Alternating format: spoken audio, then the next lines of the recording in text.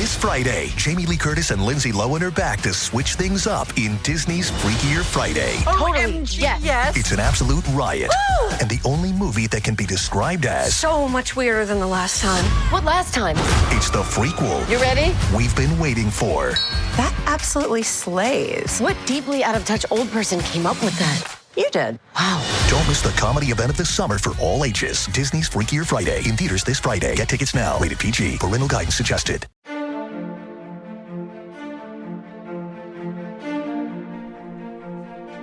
Hello, Criminal Mischief Nation. It's Brandon.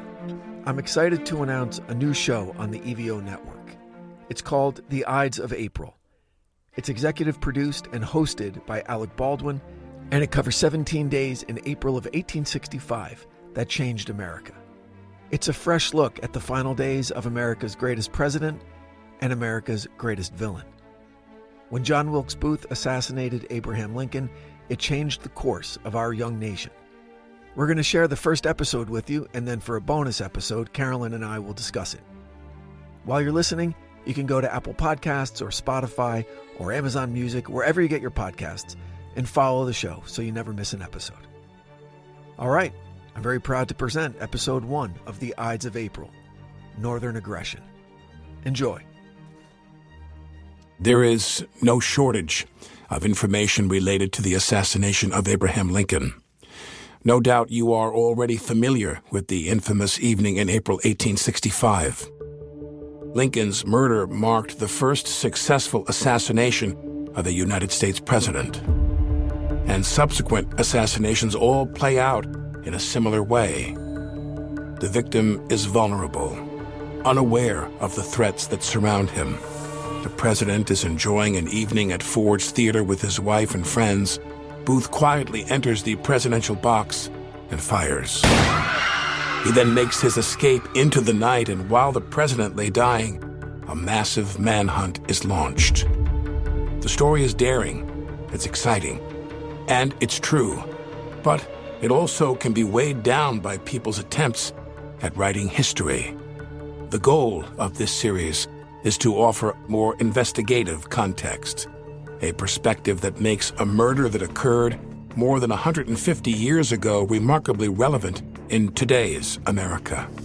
The more you talked about Lincoln, the self-made man, the less you talked about the contentious, potentially union-dividing slavery issue, the better it turned out for Lincoln. This is not an in-depth biography of Lincoln, nor of his assassin John Wilkes Booth. No conjecture about why the Civil War was fought, nor any of the usual minutiae of Lincoln's second inaugural address. Our focus is precisely on 17 days in April of 1865, a time that saw the end of America's brutal Civil War, the first assassination of a U.S. president, the largest manhunt the country had ever seen, and the rebirth of a nation. In its wake, we saw the canonization of a humble, backwoods country lawyer turned president, and the demonization of one of the most celebrated actors of his time.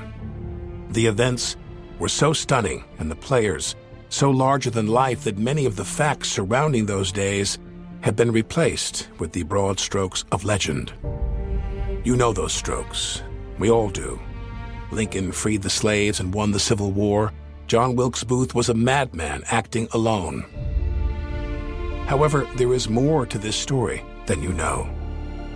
Most people would be more than a little surprised to learn that at the heart of the assassination plot was an intricate conspiracy that nearly decapitated the federal government. It was a conspiracy that sought to destabilize the fragile peace that had been won on the battlefield just weeks before by the Union Army. More shocking are the revelations of just how far the government went in its efforts to capture, convict, and condemn the alleged conspirators with little or no evidence. It's a story that shows how the lines are so often blurred between hero and villain, immortality and infamy, justice and vengeance, and how in that respect nothing has changed today. Welcome to the Ides of April. I'm Alec Baldwin. Episode 1, Northern Aggression. it's difficult to overstate how earth-shattering the events of the evening of April 14, 1865, actually were. Of course, there is nothing comparable to the tragedy of the Civil War.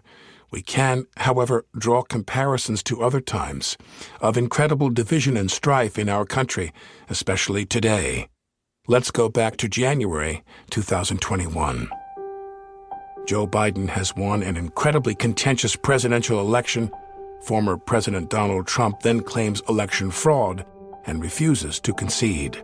Factions of the extreme right attempt to block the certification by storming the Capitol on January 6th.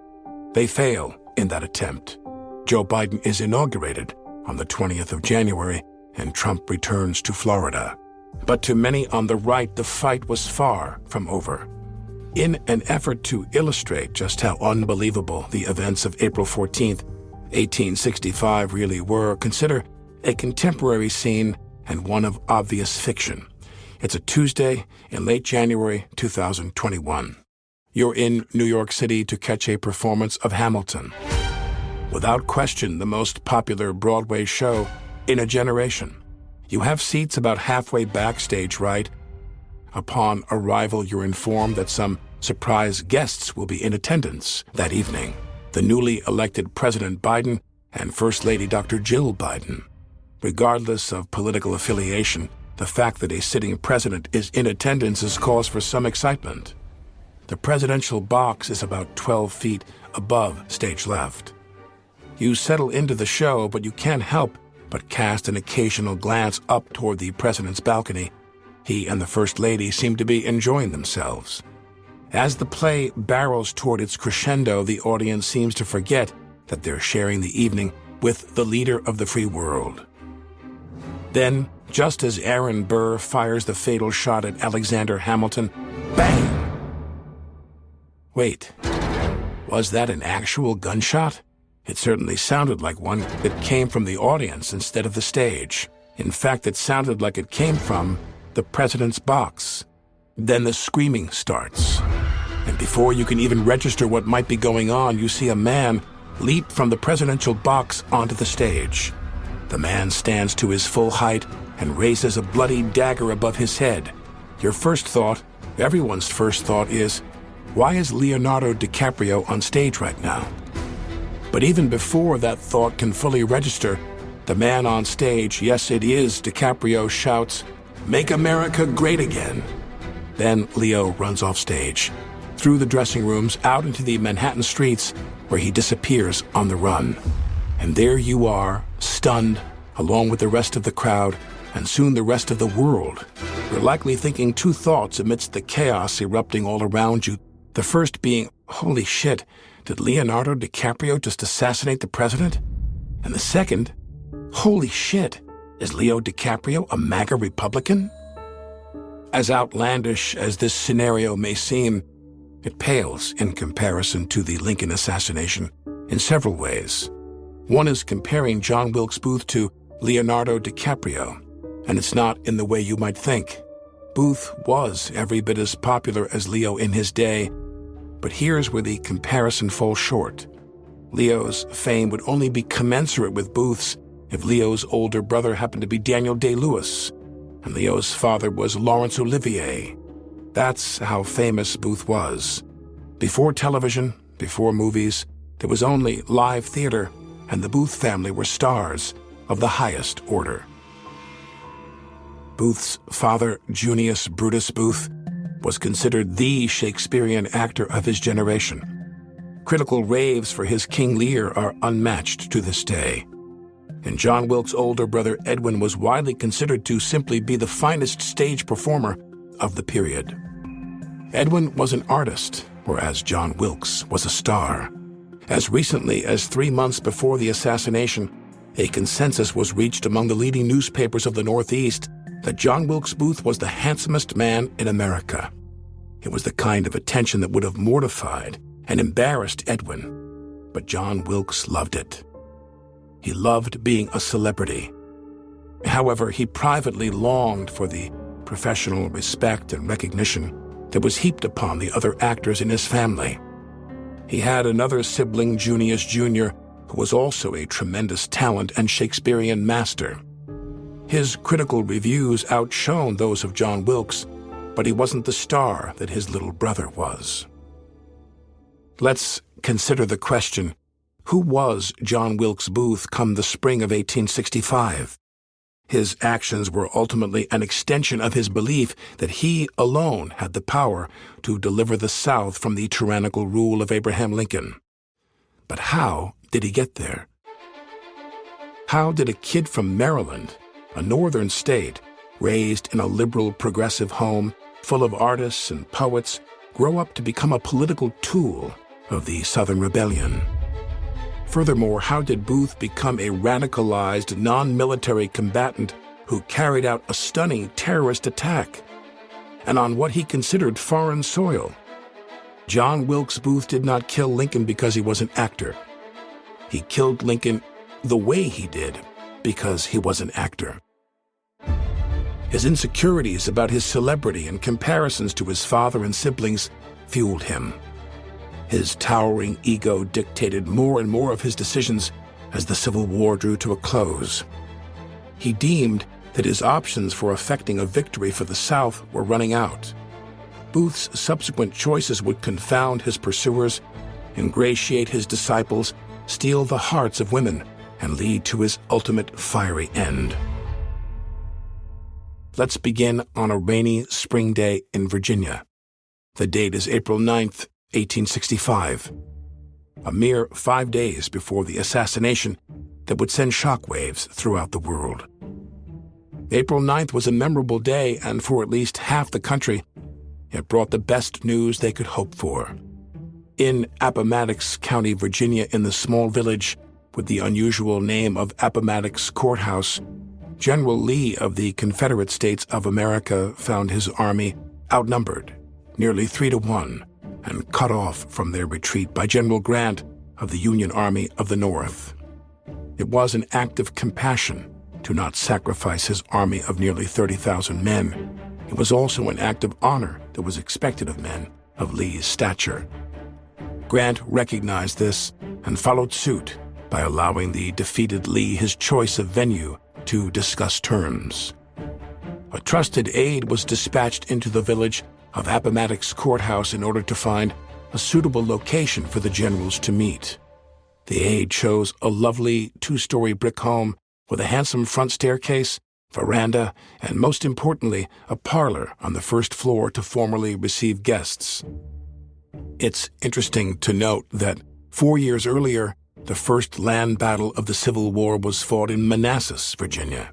This was the Battle of Bull Run, fought on a farm owned by Wilmer McLean, who shortly after moved his family south to escape the horrors of the war that nearly destroyed his home. Wilmer McLean had witnessed the beginning of the war on his own doorstep, and now, almost 4 years later, that war would end in the house he bought to leave the war behind, this 2-story brick home in Appomattox County. McLean is reported to have remarked, "The war began in my front yard and ended in my front parlor." More of the Ides of April after the break. Lee's surrender ended nearly 4 years of bloody battle that took the lives of over 650,000 people, a number that reflected roughly 2% of the U.S. population at the time. To illustrate, that number would be closer to 7 million Americans lost based on today's population. It was the bloodiest of times. Families ripped apart.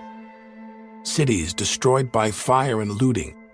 American cities destroyed by American soldiers. It was undoubtedly the most dire test America has faced before or since the inception of our constitutional experiment. In simple terms, the Civil War was fought between loyalists from the industrial North and secessionists from the agricultural South. The loyalists from the North were committed to the Constitution and willing to fight for its laws. The Southern secessionists favored the fight for states' rights in order to maintain the institution of slavery, the backbone of their economy.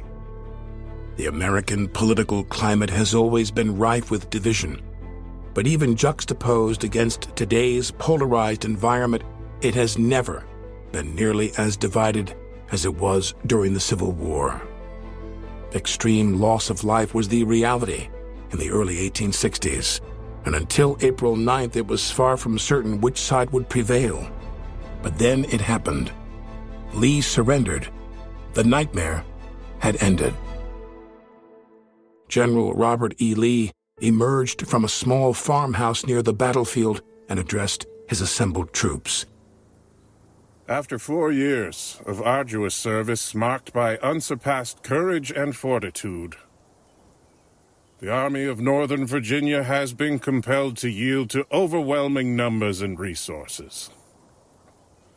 By the terms of the agreement, officers and men can return to their homes and remain until exchanged. You will take with you the satisfaction that proceeds from the consciousness of duty faithfully performed. I earnestly pray that a merciful God will extend to you his blessing and protection.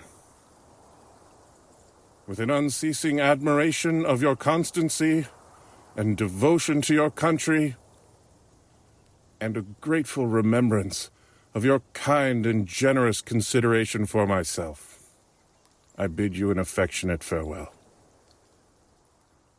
Enter the newly re-elected President Abraham Lincoln, the man who had led a fractured nation through unimaginable losses would deftly navigate the political pitfalls that might have consumed a lesser leader. He took those enormous risks that have always been necessary for systemic change. Lincoln was sharply focused on his singular mission, the preservation of the Union. He was determined to ensure the North's victory would be lasting and meaningful, and not the Pyrrhic kind so many had prophesied. The re-elected president made a simple and beautiful gesture to his conquered enemy, a gesture he hoped would set a new course in the tumultuous life of a young nation. He announced that everyone should just go home. He made it clear that we were all Americans again, that there were no longer enemies within the borders of the United States. He implored both sides to lay down their weapons and return to the lives that they had before years of war intervened. All prisoners of war were to be immediately and unconditionally released. Reconstruction in the southern states was to begin at once. The days that followed saw a flurry of activity both in Washington and around the country as word spread that the war was over and everyone was to return to their lives.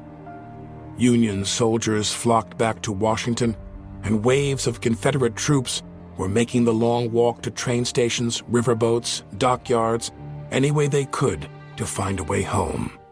Meanwhile, agents of the Union Army were racing to the front lines of various encampments, which were great distances from telegraph offices and still hadn't been made aware of the news that the war was over. Most notably, Confederate General Joseph E. Johnston had yet to surrender to Union General William Tecumseh Sherman. News of the ongoing fight reached Washington before news of the surrender reached Confederate General Johnston. This news, that some factions of the Confederacy were still fighting, was highly influential to one man who clung to the belief that he still had the power to make a difference. On the evening of April 11, 1865, 2 days after the South's unconditional surrender, and 3 days before the assassination, President Lincoln delivered a speech from a second-story balcony to a crowd gathered on the White House lawn. It was his first public address since the war had ended and his first official remarks concerning Reconstruction. He was short-handed that evening.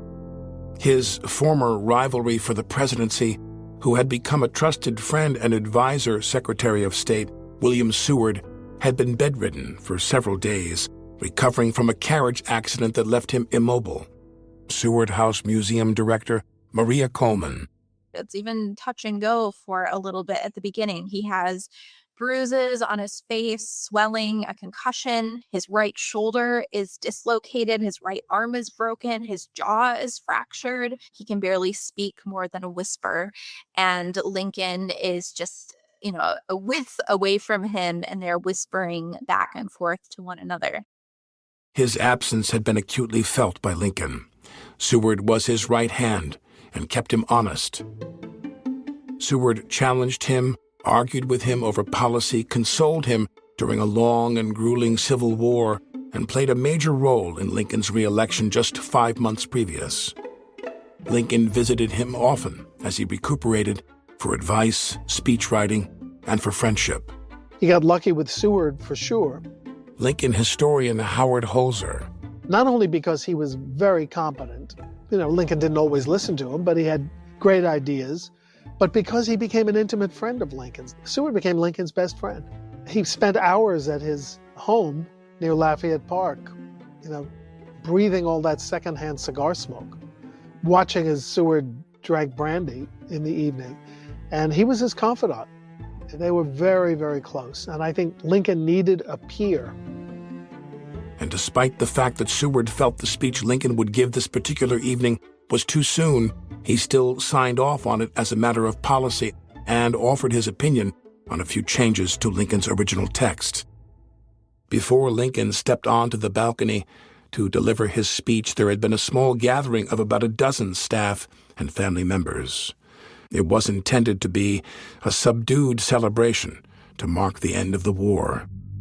The president, however, was quick to remind anyone showing too much joy that the cost of the victory simply would not allow for elation nor glee. It had been 4 years of Americans killing Americans, and Lincoln secretly feared that the country might never recover. Tonight's speech would be the first step toward that seemingly impossible goal. As Lincoln began his remarks, at least one member of his cabinet was entirely unhappy with the situation at hand. The president, he believed, would be an easy target for anyone in the crowd who happened to have a rifle and wanted to take a shot at him. And the city was overflowing with soldiers returning home, who was to say there weren't Confederate spies, still loyal to the cause, lurking about, waiting for the right moment to strike. The man who was so worried about the president's safety was Secretary of War Edwin Stanton. If William Seward was the poised and thoughtful diplomat, Edwin Stanton was the hammer of the gods. A man of war, a man of strategy and constancy, of honor and loyalty. There was also a time that Stanton, like Seward, hated Abraham Lincoln. But by this point, Stanton, again like Seward, had grown to respect Lincoln as a man, to love him as a friend, and to dutifully serve at his side. Stanton turns out to be a brilliant organizer. A totally abrasive personality. He would not have lasted long in the feel-good movement of today. He was not nice to his employees, to visitors, to politicians. And he was critical of Lincoln. He didn't like Lincoln's sense of humor. He didn't like Lincoln's propensity for reading joke books at cabinet meetings.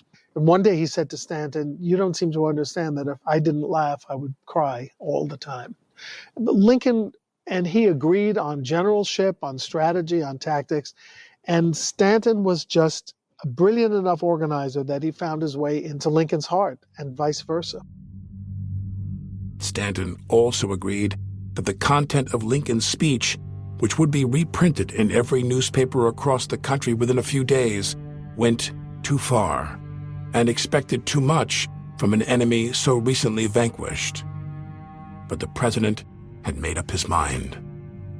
In the gathered crowd on the lawn below the balcony were a few hundred people who had heard that President Lincoln would be delivering remarks concerning Reconstruction and the status of enemy combatants. These remarks were to be of particular interest to 4 men in the crowd who would end up playing a major role in the events of the following 2 weeks. There was 30-year-old George Atzerodt, a hard-drinking German immigrant and failed businessman. Standing next to him was Lewis Powell, a 21-year-old Confederate Civil War veteran wounded at Gettysburg and former member of the Confederate Secret Service. Close by was Davy Herold, 23 years old, a graduate of Charlotte Hall Military Academy and a pharmacist's assistant. We'll get to the fourth man in a moment, but we should mention briefly how the first three men were connected. They were all, in one way or another, friends with a man named John Surratt. Surratt also served in the Confederate Secret Service, but more importantly, his mother, Mary Surratt, owned a boarding house in Washington City. It would not officially become the District of Columbia until 1871. It was at this boarding house where John Surratt was able to meet all types of characters who were loyal to the Southern cause. It was Surratt who introduced the three men to the other man gathered that night among the crowd on the White House lawn, John Wilkes Booth. All dressed in black, Booth had an impressive mane of dark hair and a groomed and brilliant mustache. Today, Booth would most likely be described as a cult leader with followers who were true disciples and obeyed his every command. Many would eventually die as a result of their loyalty to Booth. But on this night, Booth cared little for Surratt's company. He was still reeling from the news of Lee's surrender, news he refused to accept.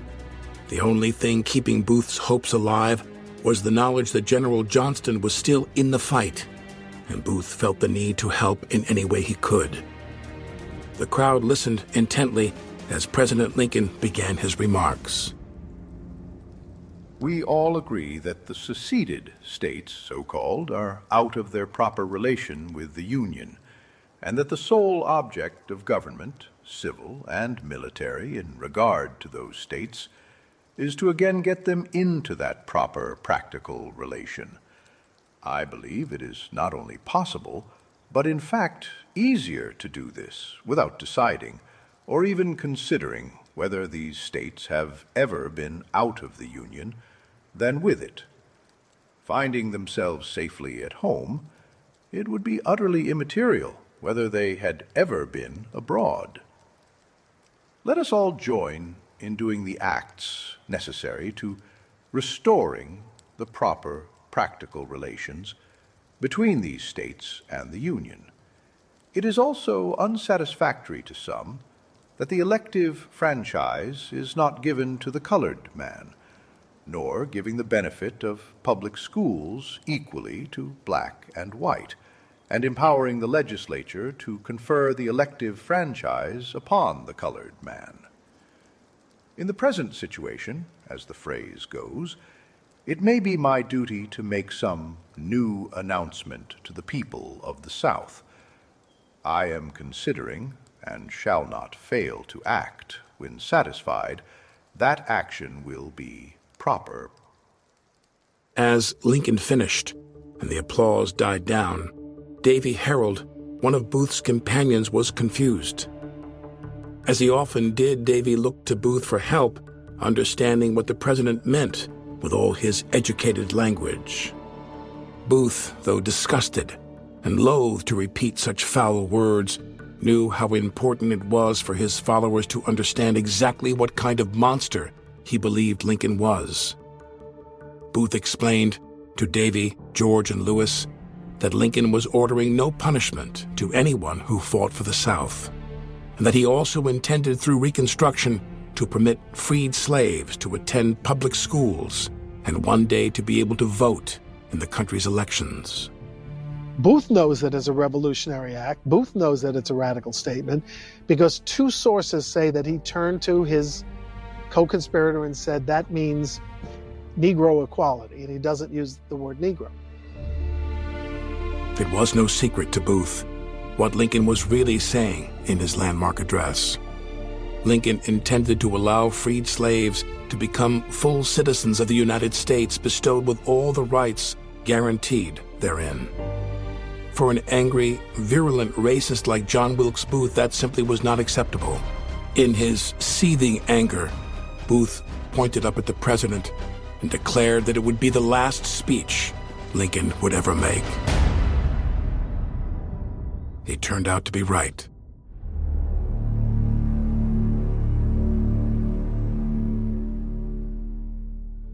On the next episode, we learn how John Wilkes Booth became a radicalized tool of the Confederacy.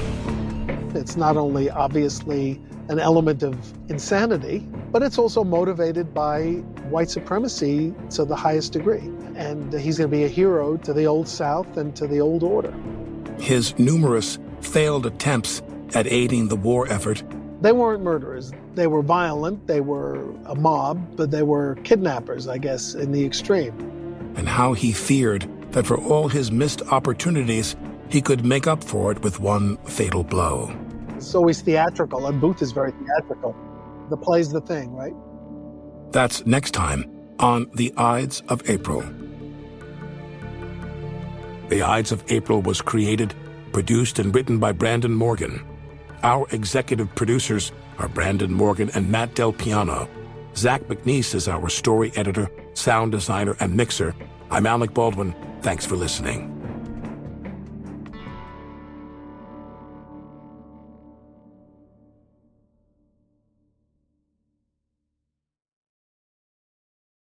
Starting a business can seem like a daunting task, unless you have a partner like Shopify. They have the tools you need to start and grow your business. From designing a website to marketing to selling and beyond, Shopify can help with everything you need. There's a reason millions of companies like Mattel, Heinz, and Allbirds continue to trust and use them. With Shopify on your side, turn your big business idea into... Sign up for your $1 per month trial at shopify.com/special offer.